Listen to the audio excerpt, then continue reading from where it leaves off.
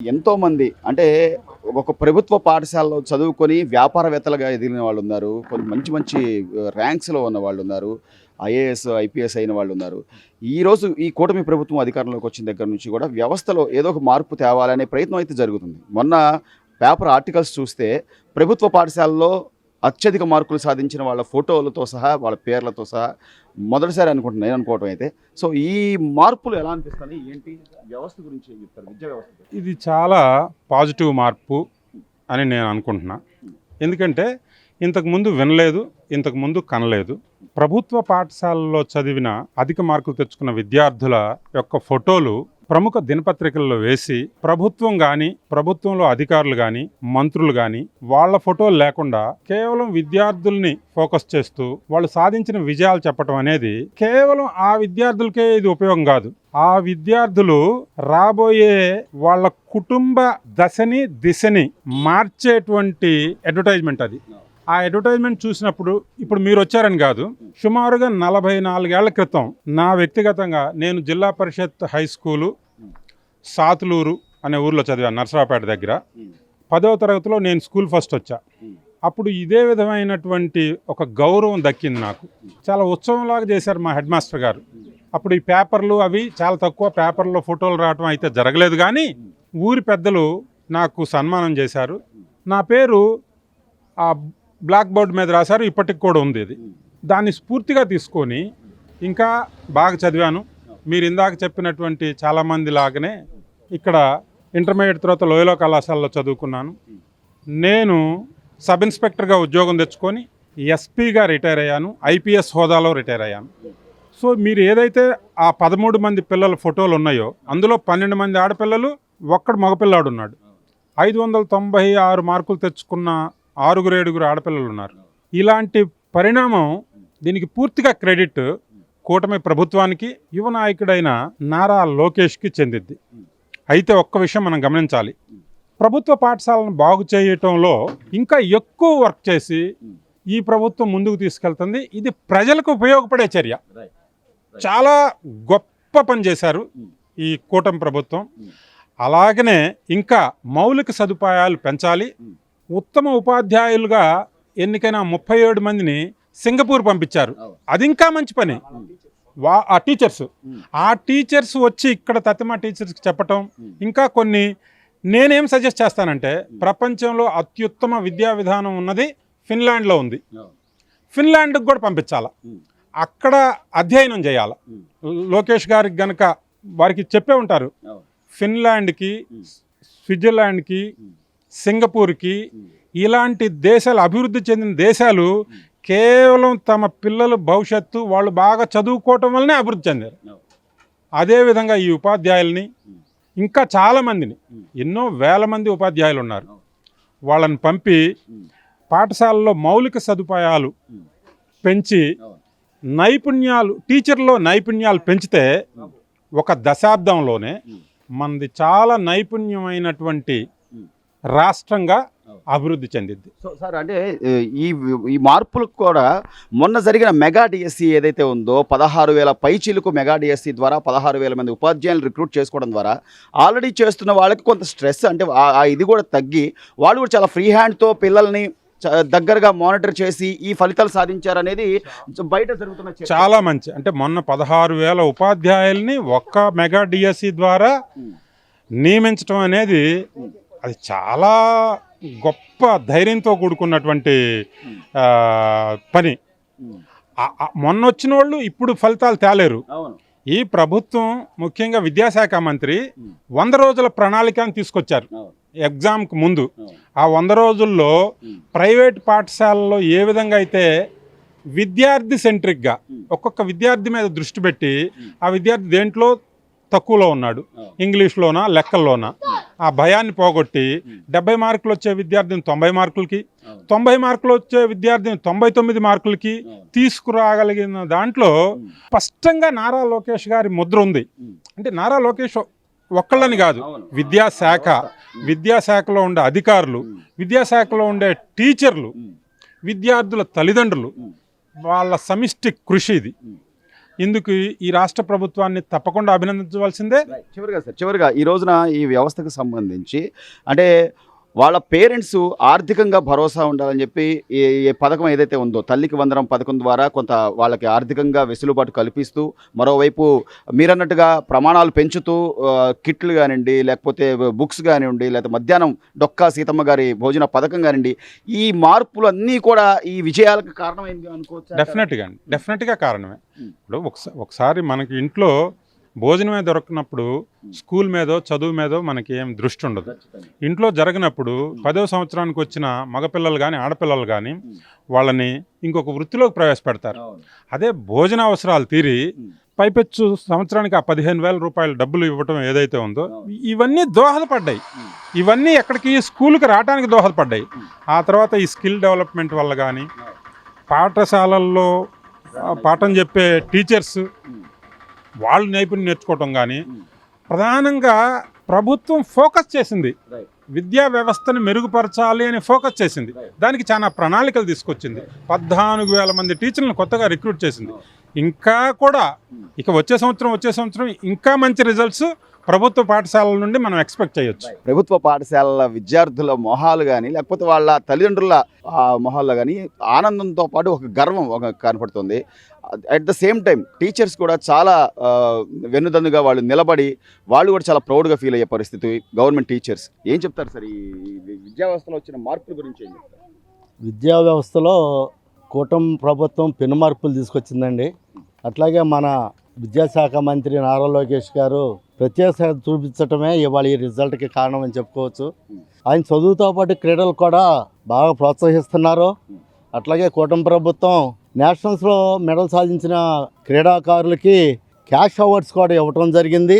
ఎప్పుడైతే ఈ ఎడ్యుకేషన్తో పాటు క్రీడలకు ప్రాధాన్యత ఇస్తున్నారో వాళ్ళు రోజుకు 1 గంట గ్రౌండ్లో గేమ్ ఆడటం వలన, ఫిట్నెస్ చేయటం వలన మానసిక ఉల్లాసం, శారీరక దారుఢ్యం, అట్లాగే లీడర్షిప్ క్వాలిటీస్ అన్నీ డెవలప్ అయ్యే అవకాశాలు ఈ క్రీడాకారులకే ఎక్కువ ఉంటాయని చెప్పి నేను ఈ ఫీల్డ్లో ఉంటూ నేను చెప్తున్నాను. అట్లాగే ముందు కూడా మాకు ప్రభుత్వం నుంచి అనేక పథకాలు అంటే గత 2 ఏళ్ల నుంచి కూడా క్రీడా పరికరాలు కూడా ప్రతి పాఠశాలలో ఏ గేమ్ అయితే ప్రాక్టీస్ చేస్తున్నారో ఆ గేమ్కి సంబంధించిన క్రీడా పరికరాలే అక్కడ అందించడం. ఒకప్పుడైతే మాస్గా కొన్ని బాల్స్, కొన్ని రింగ్స్ అట్టు ఇచ్చేవాళ్ళు. ఇప్పుడు ఆ పరిస్థితి కాదండి. లోకేష్ గారు మా మంత్రివర్యులు ఏ పాఠశాలలో ఏ క్రీడ అయితే డెవలప్ చెందుతుందో ఆ పాఠశాలకి ఆ ఎక్విప్మెంటే ఇవ్వండి అని చెప్పి మా దగ్గర ఇంటెంట్ తీసుకుని ఆ ఎక్విప్మెంటే మాకు ది బెస్ట్ అంటే నేషనల్ స్టాండర్డ్ ఉన్న ఎక్విప్మెంట్ని మాకు అందించడం జరిగింది. దాంట్లో భాగంగానే మా పాఠశాలలోకి వచ్చేప్పటికి ఈ సంవత్సరం ఈ సబక్ తక్రా గేమ్లో Under-17, Under-19 boys and girls SGFలో గోల్డ్ మెడల్ అండి. అట్లాగే అసోసియేషన్లో కూడా Under-17, Under-19 boys and girls ఈ పాఠశాల విద్యార్థులే గోల్డ్ మెడల్ సాధించడం చాలా ప్రౌడ్గా ఫీల్ అవుతున్నాం సార్. ఎట్లాగా అంటే ఉపాధ్యాయులకు సంబంధించి వాళ్ళ నైపుణ్యాలని పిల్లలకి ఎప్పటికప్పుడు దాన్ని ప్రోత్సహిస్తూ వాళ్ళు ఎఫర్ట్ పెట్టాల్సిన సమయంలో గత ప్రభుత్వంలో అయితే కొంతమంది చేత టాయిలెట్లు ఉన్నాయా శుభ్రంగా దాన్ని అప్లోడ్ చేయండి, ఫోటోలు తీయండి, ఇలా ఒక ఎత్తు అయితే కరోనా టైంలో మందుబాబుల్ని వాళ్ళ లైన్లు సరిచేయండి అని చెప్పేసి కూడా డ్యూటీలు వేసిన పరిస్థితి ఉపాధ్యాయులకి, ఎస్పెషల్లీ కొంతమంది పీటీలకు కూడా. దాని గురించి ఏం చెప్తారు సార్ ఈ రోజు వ్యవస్థ గురించి? ఈ వ్యవస్థలో అయితే అంటే సింగపూర్ లాంటి ఇతర కంట్రీస్కి పంపించి అక్కడ ఎడ్యుకేషన్ ఎలా ఉంది ఏంటని చెప్పి సార్ గతం కాదండి, మార్పులు అనేవి చాలా మార్పులు తీసుకొచ్చారు. నిజంగా హ్యాట్స్ అప్ టు యూ మా ఎడ్యుకేషన్ మంత్రి నారా లోకేష్ బాబు గారికి. ఎందుకంటే ఆయన ఎడ్యుకేషన్ మంత్రిగా పదవుల బాధ్యత చేపట్టిన కాడి నుంచి ఒక యజ్ఞంలాగా ఆయన పనిచేసుకుంటూ వెళ్ళిపోతున్నారు. దాంట్లో ఫలితంగానే ఇవాళ కార్పొరేట్ స్కూల్కి ధీటుగా మరి గవర్నమెంట్ స్కూల్స్లో విద్యార్థులు ఇంత ప్రగతి సాధించడం అంటే నిజంగా క్రెడిట్ గోస్ టు మా ఎడ్యుకేషన్ మినిస్టర్ అండ్ విద్యాశాఖ యంత్రాంగాన్ని అందరికీ మా ఉపాధ్యాయులకు అందరికీ చెందుద్ది.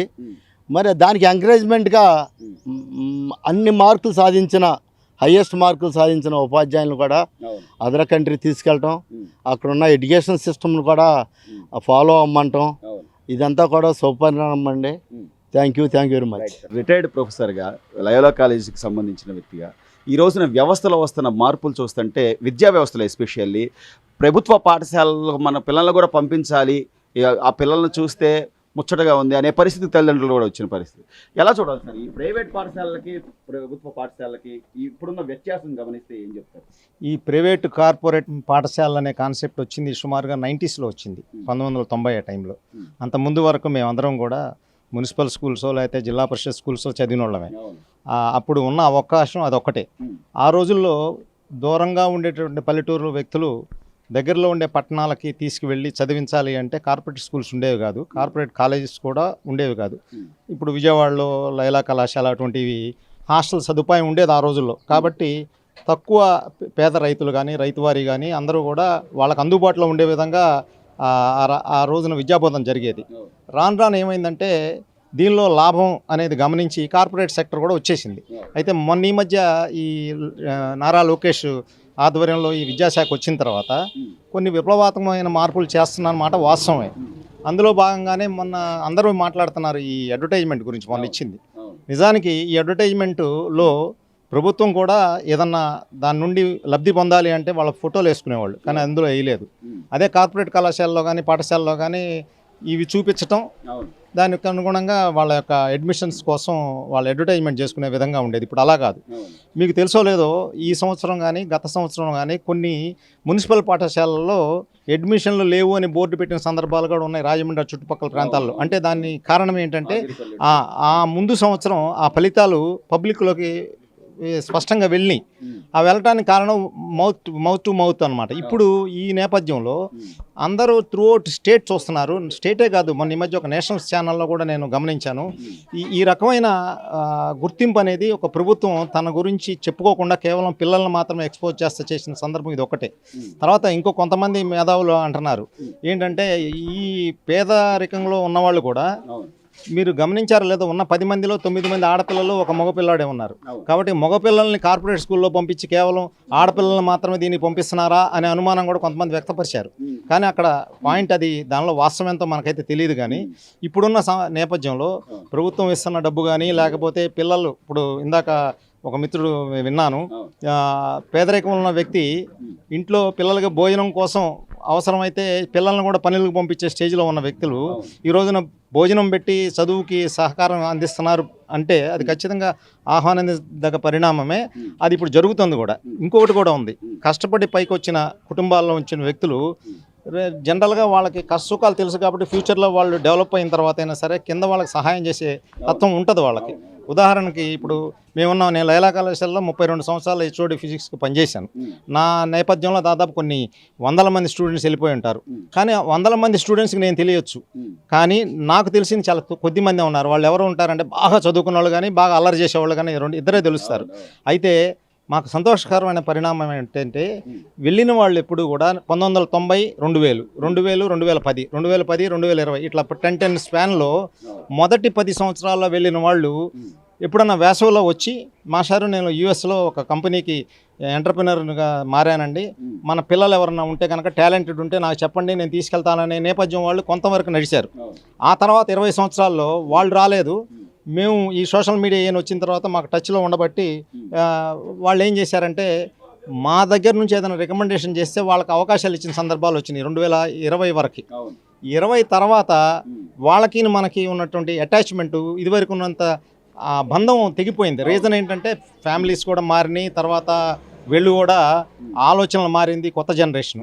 కాబట్టి ఇప్పుడు నేను చెప్పే సలహా ఏంటంటే మొన్న అడ్వర్టైజ్మెంట్ అనే కాదు, ఈ విద్యార్థులు చాలా టాలెంట్ ఉంటుంది వాళ్ళకి. ఆ టాలెంట్ ఉన్న వ్యక్తుల్ని కేవలం మనం ఎలా చేయాలంటే వాళ్ళు ఎంటర్ప్రినర్స్గా అవటానికి స్కిల్ డెవలప్ చేయగలిగితే అది సక్సెస్ అవుతుందని నా ఉద్దేశం. కాబట్టి ఈ రకమైన నేపథ్యంలో కూడా ప్రభుత్వం ఆలోచిస్తే బాగానే ఉంటుందని అనుకుంటున్నాను. దీనికి తోడు సార్ ఈ రోజున ఉపాధ్యాయులు కూడా వాళ్ళకి సగౌరవం ఇస్తూ లేదా అందులో ఉన్న వాళ్ళ స్కిల్స్ని కూడా ఇంకా ఇంప్రూవ్ చేసే విధంగా ఇతర దేశాలకు కూడా పంపించి అక్కడ వ్యవస్థల్ని పరిశీలించండి, అక్కడ ఎడ్యుకేషన్ సిస్టమ్ ఎలా ఉంది, దానిలో ఏమైనా మార్పులు మనం ఏమైనా చేయొచ్చా అని పంపించిన విధానం చూస్తే గతంలో అదే టీచర్స్ని టాయిలెట్లు ఫోటోలు తీసి అప్లోడ్ చేయండి, లేకపోతే బార్ షాపుల దగ్గర లైన్ క్రమబద్ధీకరించండి అనే పరిస్థితి నుంచి మార్పు ఎలా చూడాలి? ఈ మార్పు కానీ గతంలో మీరు చెప్పిన మార్పు కానీ ఈ రెండు కూడా 90కి ముందు లేవు ఇవి. 90 ముందు గురువు అంటే ఒక గౌరవం ఉండేది. అలాగే గురువులు కూడా గౌరవంగానే బ్రతికేవాళ్ళు. మీకు తెలుసో లేదో ఇందులో రెండు రకాల ఉపాధ్యాయులు ఉన్నారు ఇప్పటికీ అప్పటికి ఎప్పుడైనా సరే. ఇది ప్రభుత్వంలో ఇంట్లో వాళ్ళ ఆవిడ పెట్టిన టిఫిన్ తిని వచ్చి పాఠం చెప్పుకుని ఇంటికి వెళ్ళిపోయే అధ్యాపకులు ఇప్పటికీ ఉన్నారు, ఉపాధ్యాయులు ఇప్పటికీ ఉన్నారు. కానీ చాలా తక్కువ మంది మాత్రమే పిల్లల గురించి ఆలోచిస్తా పాఠశాలలో కళాశాలలో గడిపే వాళ్ళు ఉంటారు. వాళ్ళే వీళ్ళకి మార్గదర్శకులు అవుతారు ఫ్యూచర్. భోజనం అనేది ఇప్పుడు వచ్చింది. అంతకుముందు అరే బాబు మీ పరిస్థితి ఏంటి, మీ రైతువారి కుటుంబం నుంచి వచ్చారు, మీకు ఏమైనా ఇబ్బందులు ఉన్నాయి, ఇవన్నీ కూడా తెలుసుకుని వీళ్ళు గైడెన్స్ ఇచ్చేవాళ్ళు. ఇప్పుడు నాకు తెలిసిన నా స్టూడెంట్ ఒక అతను ఉన్నాడు, ఇప్పుడు CGMగా చేస్తున్నారు యూపీలో, స్టేట్ బ్యాంక్ ఆఫ్ ఇండియా. అతని పేరు ప్రకాష్. చదువుకునే రోజుల నుంచి కాంపిటేటివ్ ఎగ్జామ్స్ మీద అతను ఇంట్రెస్ట్ చూపించేవాడు. మేము వెంటనే మాకు సంబంధించిన లైబ్రరీలతో చెప్పడం కానీ ఏ రకంగా మా సహకారం ఉండేది. వాళ్ళందరూ ఫ్యూచర్లో GMs అయిన తర్వాత మమ్మల్ని ఎప్పుడు మర్చిపోలేదు. అంటే మమ్మల్ని గుర్తించుకోవాలని మా కోరిక కాదు, మేము కూడా వాళ్ళ అభ్యున్నతిలో ఒక భాగం అయ్యామని అనుకుంటున్నాం. అలాగే మా మిత్రులు కూడా అంతే. ఇప్పుడు చాలామంది రకరకాల సర్వీస్లో సెటిల్ అయ్యారు, IAS IPS వాళ్ళు. వాళ్ళకు కూడా మేము చెప్పేది ఒకటే, మీరు ఏ నేపథ్యం నుంచి వచ్చారో ఆ నేపథ్యంలో ఉన్న వాళ్ళకి మీరు సహాయం చేయాలని. ఆ సహాయం చేసే నేచర్ ఎప్పుడు వస్తుందంటే కేవలం జిల్లా పరిషత్ స్కూల్లోనూ లేకపోతే పంచాయతీ స్కూల్స్లో చదివిన వ్యక్తులకి ఎక్కువ ఉంటుంది. కార్పొరేట్ స్కూల్లో వాళ్ళకు ఉన్నటువంటి ఆ కంగ్లామినేషన్ ఆ కాన్సెప్ట్లో అందరూ స్టింకింగ్ రిచ్ పీపులే ఉంటారు వాళ్ళ పక్కన. వాళ్ళ ఆలోచనలు డిఫరెంట్గా ఉంటాయి. కాబట్టి ఇది ఒకటి మాత్రం మనం గమనించాలి, ఏంటంటే ఈ హ్యావ్ నాట్స్ మధ్య గ్యాప్ బ్రిడ్జ్ చేయాలి అంటే చదువు ఒకటే. చదువు ద్వారా వాళ్ళ సంపాదన మార్గం ఏర్పరచుకుంటే వాళ్ళు ఖచ్చితంగా సక్సెస్ అవుతారు. నన్ను ఒక నేషనల్ ప్లేయర్వి, అందులోనూ ఈ ప్రభుత్వ పాఠశాలలో మొన్న 10th క్లాస్ చదివి 500కు పైగా మార్కులు తెచ్చుకున్న బాలికవి. అసలు ఏమనిపిస్తుంది అంటే ఈ రోజున ప్రభుత్వ పాఠశాలలు కార్పొరేట్ పాఠశాలలకు ఏమాత్రం తీసిపోవు అనే విధంగా ఎడ్యుకేషన్ కానీ స్పోర్ట్స్ కానీ అన్ని రకాలుగా ఏం చెప్తున్నాను నువ్వు మొన్న తెచ్చుకున్న మార్కులు? నా పేరు బి ఉమాదేవి. నేను KBC ZPH పట్టుమంట హై స్కూల్లో చదువుతున్నాను. నేను ఒక స్పోర్ట్స్ ప్లేయర్ని అండ్ ఆల్సో స్టడీస్లో కూడా నాకు టీచర్స్ చాలా సపోర్ట్ చేశారు. బట్ కొందరు టీచర్స్ మాత్రం భయపడ్డారు ఎక్కడ స్కోర్ తగ్గిపోతుందని. అయినా బట్ సరే నేను స్పోర్ట్స్ ఆడుతూ కూడా స్టడీస్ని ఈక్వల్గా బ్యాలెన్స్ చేయగలిగాను. ఈ 500 కంటే అబౌవ్ రావడానికి కారణం మా టీచర్స్ అండ్ మా ప్రిన్సిపల్, మా కోచెస్ వాళ్ళందరి సపోర్ట్ వల్ల. సో 100 రోజుల ప్రణాళిక అనేది మీకు ఎలా 100 డేస్ ప్లాన్ ఎలా 100 డేస్ యాక్షన్ ప్లాన్ అనేది చాలా హెల్ప్ఫుల్ అయ్యింది. డల్లర్స్ కూడా కొంచెం యావరేజ్గా మారారు. ఇంకా టాపర్స్ వాళ్ళందరూ హై స్కోర్ తీసుకోవడానికి ట్రై చేశారు. చాలామందికి హై స్కోరే వచ్చింది. సో అంటే ఒక పక్క చదువు, ఇంకో పక్క నువ్వు ఆల్రెడీ నేషనల్ ప్లేయర్వి, గోల్డ్ మెడలిస్ట్ అంటున్నారు. ఎలా బ్యాలెన్స్ చేసుకున్నావు? అంటే సార్ నుంచి నీకు ఎలా ప్రోత్సాహం ఉంది? స్పోర్ట్స్ సార్ నుంచి చాలా ప్రోత్సాహం ఉంది. అండ్ నేను స్పోర్ట్స్ టైంలో ఫుల్ కాన్సన్ట్రేట్ స్పోర్ట్స్లో పెట్టేదాన్ని. ఇంకా స్టడీస్ టైంలో బాగా ప్రాక్టీస్ చేశాను. మా టీచర్స్ ఏమైనా డౌట్ ఉంటే టీచర్స్ దగ్గర అడగడం అలాగా. సో దానికి తోడు ఈ రోజున అంటే ఒక గవర్నమెంట్ స్కూల్ అనే పాటికి ఏం చెప్తారులే ఏందలే అనే పరిస్థితి నుంచి ఈ రోజున గవర్నమెంట్ స్కూల్కి వెళ్ళాలి అనే ఒక ఇది తీసుకొచ్చారు మీరు అందరూ కలిసి. అంటే 500 పైన మార్కులు సాధించి ఎలా అనిపిస్తుంది నీకు? నాకు చాలా హ్యాపీగా ఉంది అండి. నాకు చాలా ప్రౌడ్గా ఉంది ఈ గవర్నమెంట్ స్కూల్ నుంచి 500 అబౌవ్ తెచ్చుకోవడానికి. ఇంకా బయట వాళ్ళకి ఇన్స్పైరేషన్, అంటే అందరూ కూడా గవర్నమెంట్ స్కూల్లోనే రావాలి అని. టీచర్స్ కూడా చాలా సపోర్ట్ చేస్తారు. చాలా అంటే ప్రతి ఒక్కరిని దగ్గరుండి మరీ చూసుకొని ప్రతి ఒక్కరు పాస్ అవ్వాలని చాలా కృషి చేస్తారు వాళ్ళు కూడా మా కోసం. చుట్టుపక్కల ఉన్న పేరెంట్స్ కొంతమంది అయినా అంటే కార్పొరేట్ స్కూల్స్కి పంపించేవాళ్ళు, అరే ఈ పాప చక్కగా గవర్నమెంట్ స్కూల్కి వెళ్ళి 500 అబోవ్ స్కోర్ చేసింది, మనం కూడా చేయాలి అనే ఆ మాటలు ఏమైనా విన్నావు? చాలా మంది విన్నాను. ప్రైవేట్ స్కూల్స్ వాళ్ళే ఎక్కువ బాగా చదువుతారు, అక్కడే పట్టించుకుంటారు అని చెప్పేవాళ్ళు. బట్ గవర్నమెంట్ స్కూల్లో కూడా చాలా మంచి రిజల్ట్స్ తెచ్చారు. సో అందరు కూడా గవర్నమెంట్ స్కూల్ కూడా ప్రైవేట్ స్కూల్కి పోటీగా వస్తుంది. అలాగే ఈ రోజున విద్యా వ్యవస్థలో వస్తున్న మార్పులు చూస్తుంటే నీకేమనిపిస్తుంది? నాకు చాలా సంతోషంగా ఉంది. అండ్ నేను అందరికీ ఏం చెప్పాలనుకుంటున్నానంటే ప్రతి ఒక్కరు అంటే అందరు పేరెంట్స్ వాళ్ళ పిల్లల్ని గవర్నమెంట్ స్కూల్లోనే జాయిన్ చేయండి. అనుకున్నావా పేపర్లో ప్రకటన వస్తుంది, మా పేర్లు కానీ ఫోటోలు కానీ, అంటే ఒక గవర్నమెంట్ స్కూల్లో వాళ్ళు ప్రైవేట్ స్కూల్స్తో లాగా ఒక పేపర్ ప్రకటన వస్తుంది 10th క్లాస్లో ఇన్ని మార్కులు సాధించారని చెప్పి అనుకున్నావు ఎప్పుడైనా? అని నువ్వు చూస్తుంటావు కదా ప్రైవేట్ స్కూల్స్లో చాలా ప్రైవేట్ స్కూల్స్ వాళ్ళు ప్రతి 590 అబౌవ్ 580 అబౌవ్ అలాగా ప్రతి పేపర్స్లో చూస్తాను. అంటే ర్యాంకర్ వాళ్ళు ఉంటారు. అయితే అప్పుడు నేను కూడా గవర్నమెంట్ స్కూల్లో చదివాను కదా నేను కూడా ఒక ర్యాంకర్గా 500 తెచ్చి నేను కూడా నిలుస్తాను అని. బట్ అది ట్రై చేస్తాను. Achieve చేయగలిగావు. అచీవ్ చేశాను. అదంతా సంతోషంగా ఉన్నావా? చాలా నీ సంతోషంగా. జూనియర్కి ఏం చెప్తావు? ఇప్పుడు నీ పక్కన ఉన్న పాప ఇప్పుడు 9th నుంచి 10th వచ్చింది, తనకేం చెప్తావు? తనకి ఆల్ ద బెస్ట్ చెప్తాను. అండ్ స్పోర్ట్స్తో పాటు స్టడీస్ని కన్ఫర్మ్ బ్యాలెన్స్ చేయాలి. ఎందుకంటే మనకు స్పోర్ట్స్ ఎంత ఇంపార్టెంటో స్టడీస్ కూడా అంతే ఇంపార్టెంట్. స్టడీస్ లేకపోతే స్పోర్ట్స్కి వాల్యూ ఉండదు. సో స్టడీస్ని నెగ్లెక్ట్ చేయకుండా స్టడీస్ అండ్ స్పోర్ట్స్ని ఈక్వల్గా బ్యాలెన్స్ చేసి మంచి మార్క్స్ తెచ్చుకోవాలని చెప్తున్నాను. వీళ్ళని చూస్తుంటే నీకేమనిపిస్తుంది? వాళ్ళ యాక్షన్ ప్లాన్ కానీ ఈ రోజున గవర్నమెంట్ ఇస్తున్న ఫెసిలిటీస్ కానీ?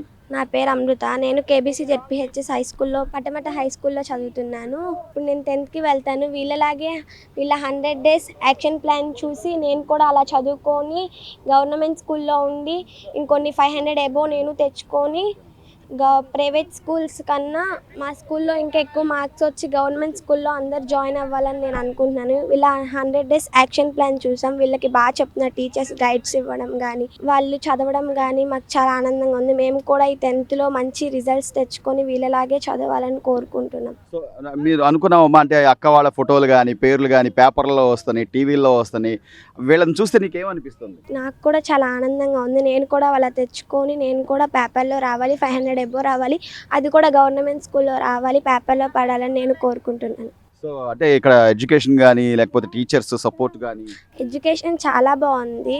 గవర్నమెంట్ స్కూల్లో చెప్పారని అంటారు కానీ గవర్నమెంట్ స్కూల్లోనే కమ్యూనికేషన్, టీచర్స్ గైడెన్స్, డల్లర్స్ని ఇంకా ఎంకరేజ్ చేయడం, ఇంకా ఇది చేయడం, యావరేజ్ స్టూడెంట్స్ని కూడా ఇంకా బాగా చదివించడం చేస్తున్నారు. ప్రతి ఒక్కరికి అర్థమయ్యేటట్టు 1కి 2 సార్లు చెప్తున్నారు. గవర్నమెంట్ స్కూల్లో చెప్పరని అంటారు కానీ గవర్నమెంట్ స్కూల్స్లోనే బాగా చెప్తున్నారు. మాకు ప్రతి క్లాసు ప్రతి సబ్జెక్ట్ అర్థమవుతుంది. మాకు ఎలా అర్థమైతే అలా చెప్పి టీచర్స్ చాలా కృషి చేస్తున్నారు, చాలా ఎఫర్ట్ పెట్టి మాకు చాలా బాగా చదివిస్తున్నారు. ఇంకేం చెప్పదలుచుకున్నావు? నేను లోకేష్ అన్నకి చాలా థ్యాంక్స్ చెప్పాలనుకున్నాను. ఎందుకంటే గవర్నమెంట్ స్కూల్స్ గురించి అంతలా సపోర్ట్ ఇవ్వడం, ఇంకా స్టడీకి education, sports and also uniforms, books చాలా అంటే చాలా సపోర్ట్ చేశారు. ఆయన వల్లే ఇదంతా జరుగుతుంది. సో మార్పులు అయితే ఖచ్చితంగా మార్పులు అయితే చాలా బెస్ట్ వచ్చింది. అంటే ఒకప్పుడు మంచి ఫెసిలిటీస్ ఉండేది కాదు. అండ్ స్కూల్ యూనిఫామ్స్ కూడా క్వాలిటీ మంచిగా ఉండేది కాదు. బ్యాగ్స్, బుక్స్, మధ్యాహ్నం భోజనం, అండ్ ఇప్పుడు అంటే చాలా భోజనం కూడా చాలా టేస్టీగా ఉంటుంది, రుచిగా ఉంటుంది. అండ్ టీచర్స్ కూడా ఇప్పుడు చాలా బాగా చెప్తున్నారు. మాకు బ్యాగ్స్ కానీ స్కూల్ యూనిఫామ్స్ కానీ చాలా మంచి క్వాలిటీ, అండ్ బుక్స్ కూడా చాలా బాగున్నాయి. Text books, note books